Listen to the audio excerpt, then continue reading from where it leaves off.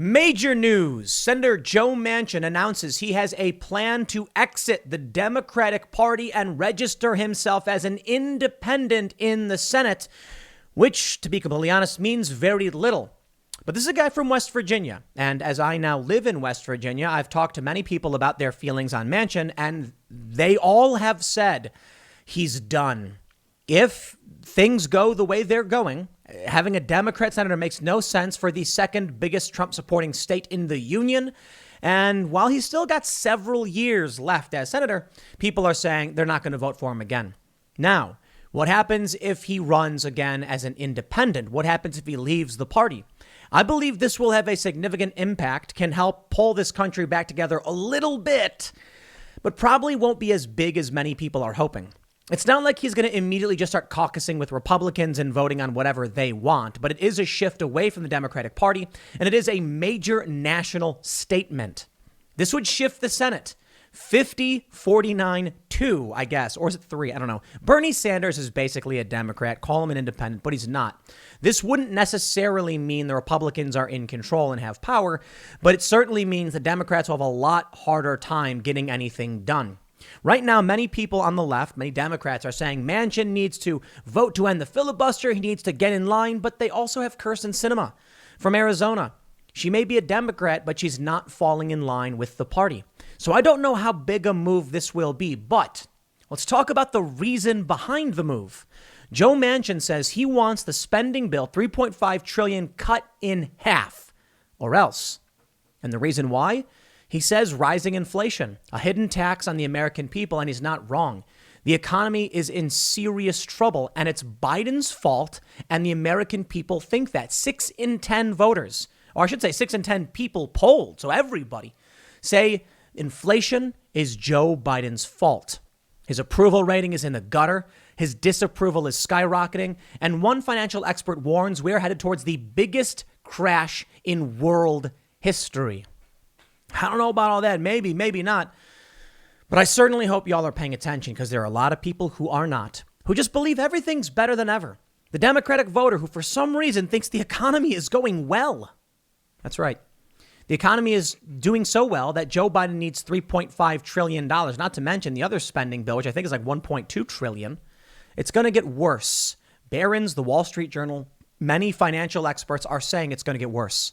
CNBC's Jim Cramer apparently just said inflation is way worse than we realize. We had Max Kaiser on Timcast IRL a few months ago. He said real inflation is probably closer to 14%. And the reason they won't admit it is because then they'd have to increase Social Security and make a bunch of changes. So we'll just say 5.2, I guess, which is still really, really bad. And even at that number, it's reflecting what we saw back in 2008. And I think one of the biggest indicators of how bad things are going to get is the price of Bitcoin shattering all-time highs, hitting like $67,000 per Bitcoin. Now, a lot of people just still believe it's a big scam. No, my friends, it is a digital, decentralized store of value. And boy, there are a lot of people trying to escape the dollar. I wonder why so many financial institutions, millionaires and billionaires are touting Bitcoin. Do you think it's because they're betting on it to lose? No. They know the game and they're making the moves. And for some reason, the people who are naysayers always tend to be those who don't have great wealth. Of course, there's still some people, Peter Schiff, who think Bitcoin's no good. And I'm not here to give anyone financial advice. I'm just saying the price is skyrocketing because people, among other reasons, but there's one big reason, inflation. The cost of beef, it's up like 17 or 18%. Sooner or later, people are going to realize holding on to U.S. dollars means losing value, losing purchasing power. That's what Manchin was talking about in an op-ed he published for the Wall Street Journal as to why he opposed the spending bill. And now he's standing up and saying he might actually leave the Democratic Party. Let's read the news and see what he has to say, and then take a look at the economy, because I got to tell you, Manchin is correct. Before we get started, head over to timcast.com, become a member, and you'll get access to exclusive members-only segments from the Timcast IRL podcast, as well as an ad-free experience. You will be supporting our journalists who write all of our amazing news stories. But don't forget to like this video, subscribe to this channel, share this video right now with all your friends, post it wherever you can. Let's get into that main story now. Mother Jones says, Scoop, Manchin tells associates he's considering leaving the Democratic Party and has an exit plan. He could pull the trigger if he doesn't get his way on the Build Back Better bill. Now, Mother Jones, of course, is a left-leaning biased source, but let's read. In recent days, Senator Joe Manchin has told associates that he's considering leaving the Democratic Party if President Joe Biden and Democrats on Capitol Hill do not agree to his demand to cut the size of the social infrastructure bill from $3.5 trillion to $1.75 trillion, according to people who have heard Manchin discuss this. Manchin has said that if this were to happen, he would declare himself an American independent, and he has devised a detailed exit strategy. Manchin has been in the center of a wild rush of negotiations. This, many of you understand. Sinema and Manchin have been saying no to this, so it's not just Manchin. And Bernie Sanders said 2 people should not be able to stop what 48 people want, completely ignoring the fact that the other half of the country, 50 senators, the other 25 states are saying nah to this. Apparently, in the Democrat world, you better fall in line because nobody else matters or exists. How about it, Bernie? 52 people oppose you. They go on to say, he told associates he has a 2-step plan for exiting the party. First, he would send a letter to Senator Chuck Schumer, the top Senate Democrat, removing himself from the Democratic leadership of the Senate. Manchin hopes that would send a signal. He would then wait and see if that move had any impact on the negotiations. After about a week, he said, he would change his voter registration from Democrat to independent. It is unclear whether in this scenario Manchin would end up with caucusing with Democrats who would allow them to continue the control of the Senate or side with Republicans and place the Senate in GOP hands. In either event, he would hold great sway over this half of Congress. He basically already does. They're going to say, without Manchin's vote, the Democrats cannot pass the package in the 50-50 Senate. And a vote on this measure is key to House passage of the $1 trillion bipartisan road, bridges, and broadband infrastructure bill the Senate approved in August. Manchin has met with Biden, Sanders, an independent, the chair of the Senate Budget Committee, Rep. Pramila Jayapal, the chair of the Congressional Progressive Caucus, and a variety of his fellow Senate Democrats this week in an effort to strike a deal. Through it all, he has insisted that $1.75 trillion is his top and final offer, and he has consistently said no to proposed programs that almost every other congressional Democrat supports. He has told his fellow Democrats if they don't accept his position, they risk getting nothing. My friends, Joe Manchin is a Democrat in name only, and I mean that as actually respectfully. The Democrats are trash. Manchin is saying no to these policies, to these plans. He is clearly not on board with the tribal nature of the Democratic establishment. He represents old school Democrats, and he comes from West Virginia. I'll tell you this, I will not vote for that man. I mean, we're still years and years away from when he's up for re-election, but no, sorry. And I will also tell you, my attitude is I'll tell every single person in West Virginia not to vote for this man, and I'll make it part of my mission. However, if he does the right thing, I think an independent can be good. We don't need a 50-50 Senate. We don't need a 51-49. A 50-49 or whatever is still good. We need compromise and negotiation. Manchin can do that as an independent. Now, if he becomes an independent, I actually would consider voting for him because I won't vote for a Democrat at this point. However, if he becomes an independent, but still just caucuses with Democrats, then definitely not going to vote for him. I'm not a fan of the Republican Party. I actually would prefer an independent. And I like, to a certain degree, what Joe Manchin is saying here. But ultimately, I think we need more national populist individuals, be it left or right. I don't like either party, so ultimately we'll see.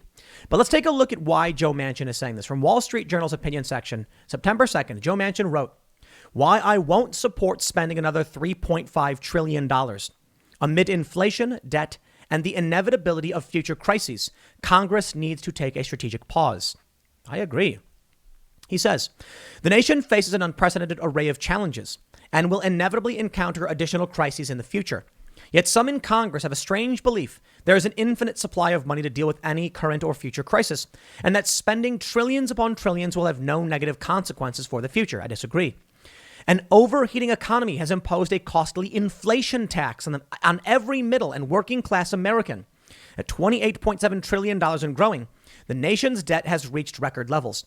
Over the past 18 months, we've spent more than $5 trillion responding to the coronavirus pandemic. Now, Democratic congressional leaders propose to pass the largest single spending bill in history with no regard to rising inflation, crippling debt, or the inevitability of future crises. Ignoring the fiscal consequences of our policy choices will create a disastrous future for the next generation of Americans. What the Democrats are proposing doing is they want to take their hands right into your bank accounts, strip away your buying power, your savings, so they can use that power to buy what they want. They were also talking about spying on your bank accounts. They changed the rule. They said, okay, how about instead of we'll spy on your bank account if it's $600, we'll do $10,000, which still is most Americans in a year. So the bill hasn't really changed. They want to tax the poor. That's what inflation is.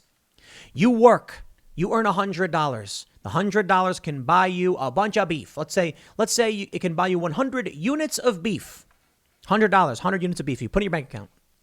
The Democrats then pass this bill. Inflation skyrockets. All of a sudden now your $100 can only buy 70 units of beef. And you think to yourself, what happened? I could have had the beef to eat. So I'll tell you this, personally, I'm just like, I don't want to have US dollars. You know, I'd rather store my money in other investments, property, crypto, whatever. That's just me. I don't know. I do think I tend to err on the right, on the side that is more correct, but I'm not always right. So who knows? It's like a coin flip. But I'll tell you personally, I'm staying away from the dollar, especially right now with what they've been proposing. He goes on to say, those who believe such concerns are overstated should ask themselves, what do we do if the pandemic gets worse under the next viral mutation? What do we do if there is if there is a financial crisis like the one that led to the Great Recession? What if we face a terror attack or major international conflict? How will America respond to such crises if we needlessly spend trillions of dollars today? Instead of rushing to spend trillions on new government programs and additional stimulus funding, Congress should hit a strategic pause on the budget reconciliation legislation. A pause is warranted because it will provide more clarity on the trajectory of the pandemic, and it will allow us to determine whether inflation is transitory or not. While some have suggested this reconciliation legislation must be passed now, I believe that making budgetary decisions under artificial political deadlines never leads to good policy or sound decisions. I have always said if I can't explain it, I can't vote for it. And I can't explain why my Democratic colleagues are rushing to spend $3.5 trillion. He goes on to say that we must allow for a complete reporting and analysis of the implications of a multi-trillion-dollar bill. But I think we need to talk about what regular Americans are seeing. Take a look at this story from Quartz. Food in the U.S. is getting more expensive, and that's largely being driven by rising beef prices. In the past year, the consumer price index for food rose 0.9%, while the index for beef rose 17.6%, according to the Bureau of Labor Statistics. COVID outbreaks forced meatpacking facilities to shut down, reducing beef production. Labor shortages have also slowed down production, from the food workers processing the beef to the truck drivers transporting it. The ongoing supply chain challenges, such as rising freight rates, are also affecting meat production. Rising corn and soy prices, which make the feed for livestock more expensive, factor into the soaring beef prices. Beef prices were already on the rise before the pandemic. Ongoing droughts throughout western U.S. have led farmers to pull back on livestock. Poor crops in the past couple of years also pushed feed costs for livestock up sharply last year. The climbing prices are also leading restaurants to change up their ingredients to soften the blow of rising costs. Meat prices are likely to remain high until corn and soybean prices drop, which won't be until 2023. Meatpacking companies' profits soared during the pandemic. The big four meatpacking companies, Tyson, JBS, National Beef, and Cargill, control 85% of the beef market collectively. So it's bad. Food is up, and people are asking themselves why. The Hill reports, 6 in 10 say Biden policies responsible for increasing inflation. Poll. They say the Morning Consult Politico poll found 40% of respondents say Biden's policies were very responsible for rising inflation, while 22% say they are somewhat responsible. So that's 62% of people saying Biden is at fault for this. And he is. I remember saying this earlier in the year. Joe Biden's plan: raise the minimum wage, raise corporate taxes, free trade. Do you know what that means? Let me spell it out for you. A company that has people working at $12 an hour is now being told they have to raise their rates to $15 an hour. That's $3 an hour per employee. That's a substantial cost. They're now being told they're going to pay more taxes, from 28 to 35 to maybe even 48. Who knows? Sky's the limit, right? More corporate taxes. Then they're told also, if you import your product to this country to sell, no taxes on that product. So what happens? A company says, if we stay here in the U.S., we're going to be paying 35% corporate tax. We're going to be paying an additional 20 or so percent in labor costs. I got an idea. Move your factory to China, because then you can pay dirt wages. You can keep your money in China from production, sell to the American people, and it's all tax-free imported goods. You mean to tell me that Joe Biden's plan was to help America? No, it's, simple people don't understand. They say, but if you raise the minimum wage, they make more money, then people can afford to eat. And you're like, how will that impact inflation? They're like, it won't, because Denmark doesn't. Entirely different country, entirely smaller, but they just don't get it. Jobs will be shipped overseas. They will just say outright, I don't care to bother with it. Move the factory somewhere else. Now, maybe for stores and businesses that have to be in the U.S., like restaurants, that might have an impact. But this is part of the policy of Joe Biden, and they're expanding upon it. And they also want to just flood the zone with more money. So people are correct to say this is his fault. Where does that bring us, my friends? I give you Robert Kiyosaki, the biggest crash in world history, predicted in October. Well, he's got like 10 days left. I don't know if we'll actually see the biggest crash in history, but certainly many people are making predictions. They say the author of the best-selling Rich Dad, Poor Dad predicts that a giant market crash coming in October has already been triggered and will bring down gold, silver, and Bitcoin with it. I'm not entirely convinced about the Bitcoin part. I think Bitcoin will skyrocket as it is. Quote, this is going to be the biggest crash in world history. We have never had this much debt pumped up. The debt to GDP ratio is out of sight. Mr. Kiyosaki said the stock market was being artificially inflated by the Treasury Department and the Fed, with decisions disconnected from the realities of the current economy in the U.S. in the United States.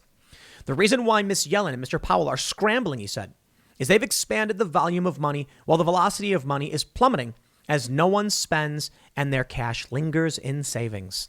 And they tried to make people spend their savings. They changed the reporting requirements for the M1 money stock, and they removed the restrictions. It used to be you could only move money from your savings about 6 times per month. Now they said feel free to pull out whatever you want, effectively turning savings accounts into checking accounts. It's not working. But it's not just Kiyosaki. Take a look at this. Inflation, single biggest threat to markets and society in general, says investor who called the stock market crash in 1987. They say in an interview with CNBC, Paul Tudor Jones said he feared the Fed was employing what may be the most inappropriate monetary policy of his lifetime. The Fed moved to average inflationary targeting in a bid to lift stubbornly low inflation. The Fed won that battle in a blowout, Jones said. Now the problem is that high inflation is likely to remain stubborn and potentially much worse than we fear. They say Jones won fame for predicting the stock market crash in 1987. Jones said the demand side of the equation, which is $3.5 trillion greater than it normally would be, is just sitting in liquid deposits that can go into stocks or crypto or real estate or can be consumed. It's waiting to be utilized, which is why inflation will not be transitory. A large cost of living increase for Social Security recipients, as well as the military, will be more fuel to the inflationary fire. Meanwhile, rising wage pressures will be another driver as the economy faces structural issues that won't be resolved by low interest rates or quantitative easing. Over at Barron's, they're reporting as of today, inflation is about to get much worse, even if shortages end. They say, almost as passé is Friedman's dictum that inflation is everywhere and always a monetary phenomenon. Given the Federal Reserve's previous inability to get inflation to reach its putative 2% target, especially in the years following the financial crisis, the current surge in inflation seems tied mainly to the effects of the pandemic, which has led to shortages of everything, owing both to snarled supply chains as well as the reluctance of many people to return to work. But the basic tenets of monetary theory may be about to be relearned, so writes Deutsche Bank macro strategist Alan Ruskin, who warns the money supply explosion that powered the economy's rebound last year, along with the rally in everything from stocks to houses, will be followed by nasty after effects. The inflation will prove to be more than transitory, despite what Fed officials assert, leading to what he sees as a hangover like no other, as he titles his reports. Oh boy. Well, Joe Biden's in the gutter over it. Disapproval in aggregate is at 51.2%. Approval has dropped to a new low, 42.3%. Biden is spiraling out of control. The Democrats know it, and it's only going to get worse. Take a look at this. Washington Post is getting slammed for a piece calling on American consumers to lower expectations in Joe Biden's America. Why bread lines are the new buffet. Here's their opinion piece. It says, don't rant about short-staffed stores and supply chain woes. Try to lower expectations. I used to have the expectation that I could go to the store and there would be cream for my coffee. Not an outrageous thing to expect. I remember there was a bacon shortage. Bacon prices are through the roof. We went to the store and they didn't have any bacon. And I went around to some local farms and they said, yeah, bacon was getting hard to come by. Yeah, I think there's still bacon now. We went and bought some. I remember for like a month, there was no cream at my local store. Oh, they had creamer, like the hydrogenated flavored oil stuff. They had canned whipped cream. They had cheese. And I'm just like, but where's the heavy cream? Where's the just cream?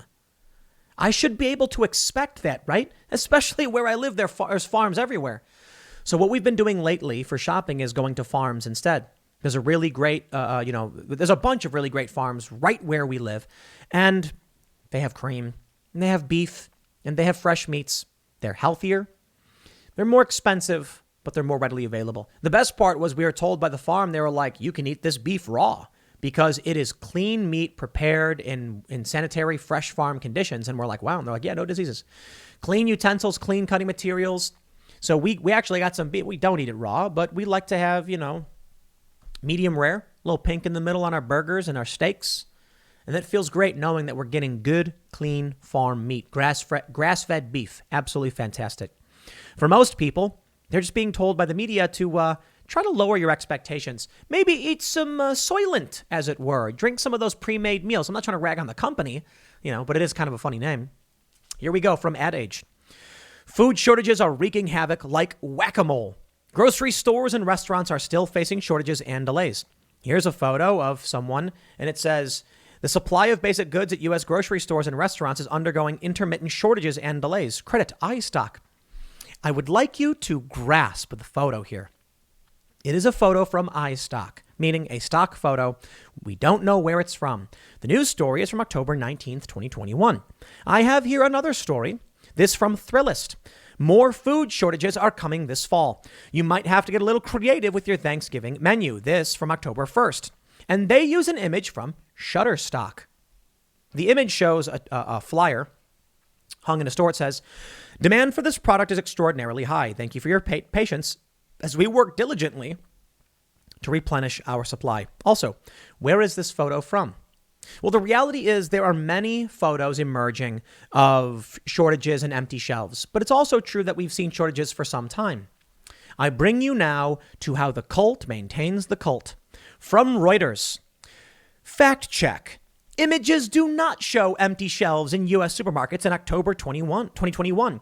They say, alongside hashtags like Biden empty shelves and bare shell Bidens, some users are sharing miscaptioned images that are unrelated to the global supply chain shortages. You mean NewsGuard certified ad age with a score of 100 out of 100? You mean NewsGuard certified Thrillist with a score of 82.5 out of 100, showing stock photos of shortages and then leading people to believe that these are current news images and then telling them they're lying and spreading conspiracies and fake news? Welcome, ladies and gentlemen, to how the media operates in today's day and age. If you read these news stories, saw these photos, and then didn't understand that they aren't from today, you're fake news. So saith Reuters. You have been fact-checked. I'd love to see these articles on Facebook. Get the fact check, but of course that won't happen. Only you. Here we go. CNN just called pre-COVID the before times. The before times. Joe Biden is to blame for all of this, my friends. There's still some good news. I'm gonna show you this. I pulled this up before I started recording. One Bitcoin equals $66,471. Let me hit refresh real quick just to see where we're at right now. $66,373.40. Went down a little bit. I'm not here to give you financial advice. I'm here to point out that Bitcoin is setting new records Mainly due to there's two big reasons. One, the first Bitcoin ETF has launched. That is Bitcoin effectively on the New York Stock Exchange. You can open up your trading apps and there it is. I think it's called BITO, B-I-T-O. But the other big reason is inflation. For me personally, I don't care about a Bitcoin ETF. I mean, it sounds great. When they announced they were doing the Bitcoin ETF, I didn't run out and buy more Bitcoin. I buy a small amount every month. Every month, I buy a little bit of Bitcoin. Nothing crazy. Boy, am I happy about that, considering the inflation and the rise of Bitcoin.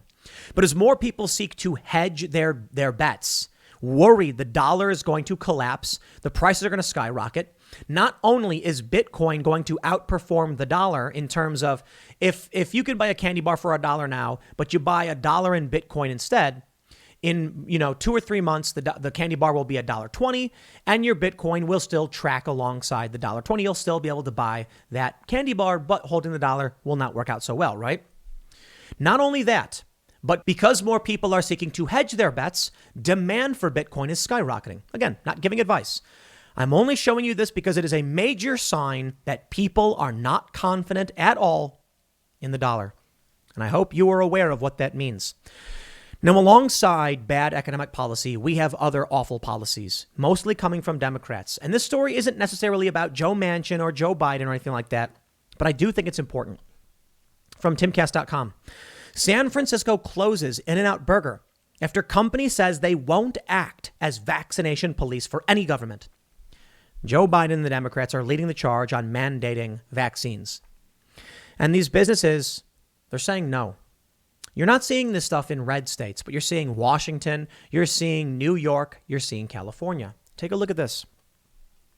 San Francisco has closed a franchise of the wildly popular In-N-Out Burger chain after the company refused to act as vaccination police for any government. Bravo. Bravo, In-N-Out. In-N-Out. The burger giant would not comply with the city's requirement that went into place on August 20th. The franchise near Fisherman's Wharf was temporarily closed on October 14th by the San Francisco Department of Public Health because employees were not properly checking for customers' vaccination documents. Quote, "We refuse to become the vaccination police for any government. It is unreasonable, invasive, and unsafe to force our restaurant associates to segregate customers into those who may be served and those who may not, whether based on the documentation they carry or any other reason." In-N-Out, Chief Legal and Business Officer Arnie Wensinger said in a statement, "We fiercely disagree with any government dictate that forces a private company to discriminate against customers who choose to patronize their business. This is a clear government overreach. According to the city mandate, all restaurants, bars, clubs, gyms, and large indoor events must obtain proof of vaccination from patrons and employees to protect against the coronavirus." According to the statement from health officials, they had first visited the location on September 24th, and they issued a warning. They returned on October 6th and found they were not complying. Quote, "Since then, public health inspectors had attempted multiple times to bring the business into compliance with the health order. In-N-Out Burger had not complied by the time the final notice of violation and a notice of closure was issued. On October 14th, the restaurant was issued a notice of closure, which instructed to cease all operations on site immediately. The chain has since reopened with indoor dining remaining unavailable, the company said in a statement to Newsweek. It's just one small story, but two important things. The economy is in shambles because of stupid ideas like Biden's $3.5 trillion spending bill. The Democrats don't care. They're burning everything to the ground. They just want to extract as much of your labor and your wealth and your buying power as they can until the ship comes, grinding to a halt and sinks. Joe Manchin is standing up against that. But I think there's going to be a reckoning for Democrats. I think in next year's election, we should see some kind of red wave for more than just this reason. Now, it's hard to predict. It is. I think that it's entirely possible the Democrats do retain the House and maybe even the Senate simply because of the cult. Because too many people are just not capable of understanding they're being lied to. It's amazing how Fauci can come out and be like, "You need to wear 2 masks. And then they're like, "Do we really? I never said to wear 2 masks. And then the CDC comes out and says, "Wear 2 masks. And he goes, "Actually, you should wear 2 masks." At a certain point, you're like, what? It was, I think, Bill Burr. He was like, "Joe, I don't know. I just turn on the TV once every 2 weeks and I do what they tell me to do." Moron. Ethan Klein of H3 says, you just go to the CDC website. You don't even have to think. So what happens is someone turns on the TV and Fauci goes, you need to wear 2 masks. And then they go, okay, and they put on 2 masks. Then the next day, someone turns on the TV and Fauci goes, I never said you need to wear 2 masks. And so they say, okay, and they don't. And then these 2 people meet and they both start screaming, but Fauci said. These people do not have the ability to understand what is happening all around them. And people like Fauci can say whatever they want, and they just fall in line. So maybe the cult is powerful and people will just stay stuck in that system. I don't know. Or maybe more and more people will start waking up, especially with Manchin saying, I'm out. Maybe people will start asking themselves why it is that Jeff Van Drew quit the Democratic Party, why Joe Manchin may quit the Democratic Party, why many people are saying no to the Democrats. Meanwhile, you get these crazy people acting in media like they're the only ones that exist and everyone else must be far right. I love the insanity and I love how it infects Wikipedia because now the far left narrative is in control and moderate leftists and Republicans, conservatives, all being called right wing. You can literally be for universal healthcare and they'll call that right wing. I've actually debated people on the merits of universal healthcare supplemented by private insurance. And that was the long-standing Democrat, like progressive position. Now Bernie Sanders is like, we should abolish all private health insurance, which is insane. No country does that. And that's the left position now. And universal healthcare with private insurance is the right wing. These people have lost the plot. Stop listening to them. So we'll see. We'll see if this act of defiance can wake people up, but I don't know if it'll make a difference. I'll leave it there. Next segment's coming up tonight at 8 p.m. over at youtube.com/TimCastIRL. Thanks for hanging out, and we'll see you all then.